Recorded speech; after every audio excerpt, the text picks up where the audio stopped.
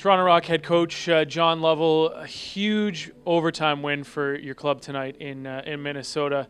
It seems like there's a lot of emotion right now. Can you put it into perspective?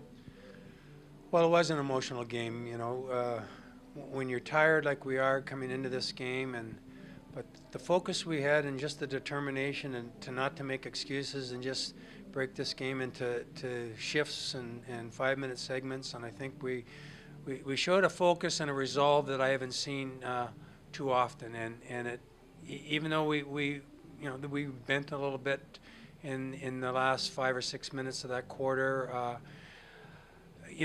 We didn't break, and I think that's a credit to 18 guys there tonight. Yeah, I mean, you look at your team defense tonight. It seemed like you thought they played a good game. Just your thoughts on that? Our defense was outstanding. I mean, they were very supportive of each other. They kept things tight. They knew what we had to do, and they knew the people that they had to focus on. And I mean, they've got some great weapons there, and to keep them to 8 goals, I'm pretty happy with that. Moving forward, you still have some work to do in this East Division.